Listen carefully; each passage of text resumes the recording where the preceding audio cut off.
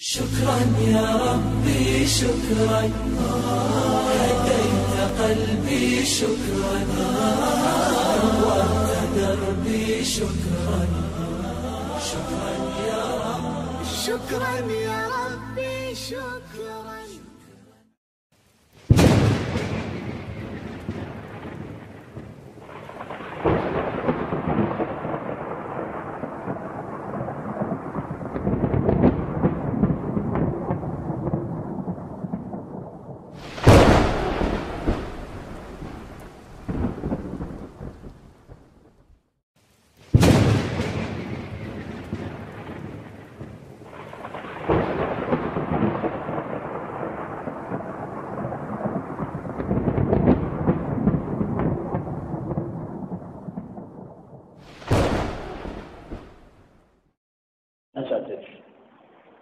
جب کوئی بڑا آدمی آتا ہے تو آپ کیا کرتے ہو؟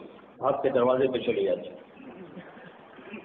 جب کوئی آپ کی نظر میں بڑا ہو، رشتے میں، مرتبے میں، منصب میں، تو آپ کمرے میں بیٹھ کے انتظار نہیں فرماتے ہیں. آپ جلدی سے دوڑتے ہیں اور باہر جاتے ہیں اور باہر جا کر آپ ان کا استقبال کرتے ہیں. پھر ان کو آپ لے کر آتے ہیں، ان کو بٹھاتے ہیں اور اگلا سلسلہ چلتا ہے.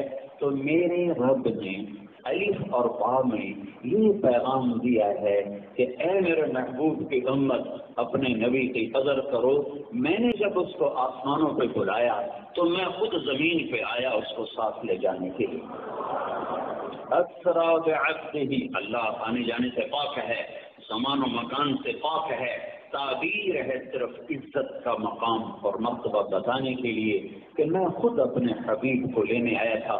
اس لیے جو آپ اوپر گئے ہیں تو جبریل کے کندھوں پہ سوار نہیں ہوئے، جبریل نے ہاتھ نہیں پکڑا، جبریل نے پروں پہ نہیں بٹھایا، جبریل کے کندھے پر ہاتھ رکھ کر نہیں گئے.